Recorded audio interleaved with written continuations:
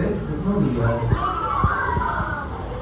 Now you may wonder, how can you tell, Jacob, that that was Malia and not Milani? There's plenty of different ways that you can tell. One of which being their dorsal fin on their back. Every dorsal fin of a killer whale is kind of like their fingerprint. No killer whale has the same dorsal fin.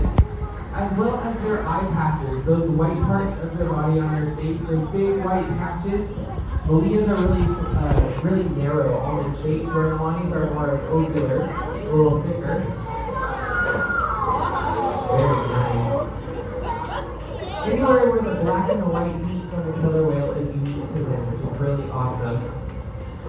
Now the easiest way for you guys to tell is actually if you look on the stage. In their buckets you'll see either a red band around the bucket or a yellow band.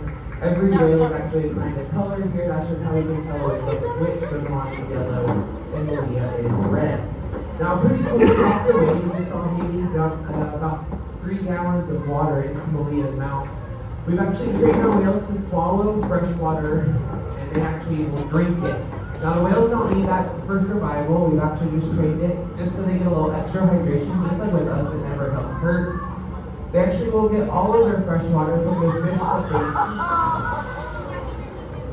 Killer whales and dolphins, the actual bones swallow their fish whole, making sure that they get all the hydration and nutrition that they need from the fish. They do not chew it like we do. Now you may wonder, why do they have teeth then? It's actually to catch their prey. Look at the center, this is Malia once again. Wow! Oh wow. That was incredible. That is what we call a front flip. And you just saw my friend Cass on the other side. She tapped what we call a target pull on the surface. That told Malia, great job, come to me and have something fun for you. Let's see what she gives her. Oh yeah, the good old fish. Well, you guys all knew that killer whales like fish. But do you know what else killer whales enjoy? Silence. Look on the right hand side, you can actually see in Milani's eye patch on the right side her little eyelashes. They're not really eyelashes. They're just 3 stripes in her eye patch, which is another way that you can tell them apart. So killer whales like a variety of different things, fish obviously being the number one.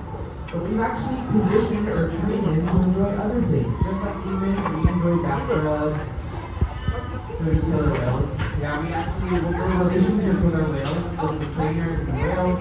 We'll give them back rubs, we can give them a hydro massage with like a high pressure water hose.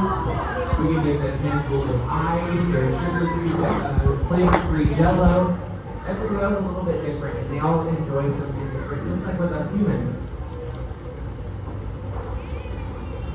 Now you may hear our trainers clapping for the whales, cheering for the whales, and you guys can do the same. They can definitely hear you, and they feed off of our energy. Beautiful.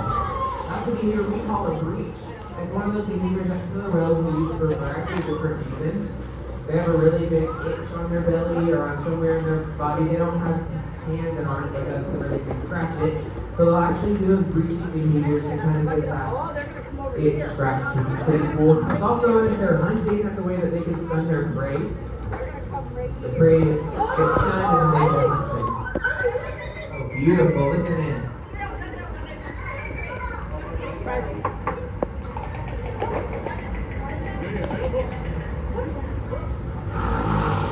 Oh, that definitely wasn't Malia. No, that sounded like one of the gentlemen in the audience. Yeah. Now, does anyone know where those vocalizations or sounds came from on Malia's body? Whoa, gold star, good job. Yes, they come from their blowhole on top of their head. It's where every breath that they take is from, as well as where all of their sounds come from. There is one sound on a killer whale that does not come from the blowhole. It comes from their mouth, and it is a killer whale size burp.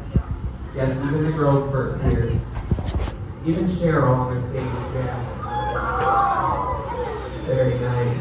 But all those clicks and those whistles actually do come from that muscular flap on top of their head called the blowhole. They can manipulate that muscular flap and push air through, kind of like if you have a balloon and you move as the air came out of it, it would make different sounds. It's the same for our whales. Now you may see Cheryl and Haley throwing some really weird signs to our whales, especially Cheryl. Those are what we call SDs, or stimulus, and that is actually just a fancy word for killer whale sign language. We've actually trained every hand signal to mean something different. So here's a center belly reach. Those hand signals are how we communicate with them. As I said earlier, they can hear you clapping, they can hear you screaming, but their hearing frequency is really, really, really high. So to hear those individual words is pretty challenging for our whales. So instead, we actually will just utilize hand signals as well as our auditory tone box that plays those sounds underwater at a really high frequency that our whales can hear a little bit better. Now you may hear us blow the whistles around our neck. Also, look at that beautiful little wave that you guys got on the right-hand side. These whistles to tell them good job or great job, you did amazing, come back to me and I have something fun for you, some type of reinforcement. And that's the way that we can pinpoint that exact moment in time that they are current and that we want to reinforce, even if they are feet and yards away from us. Look at that, right in the center. These girls are reaching today. You guys are getting quite the treat. Now, my friends on the right-hand side, when Alani was waving to you, that was what we call her pectoral flipper. There's actually 5 different bone structures in those flippers that look, if you were to x-ray them, similar to our hands. They use those flippers to steer and stop in the water.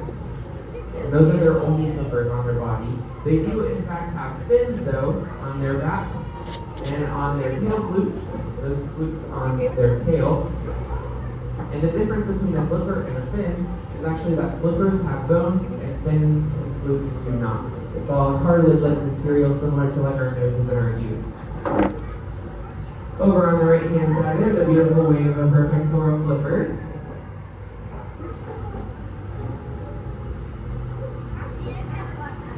And it looks like she's going to do one more wave right here in the center to give you guys a big wave goodbye. Everyone say bye, Malia. Thank you guys so much for joining us here at Dining with Orcas. We hope you enjoyed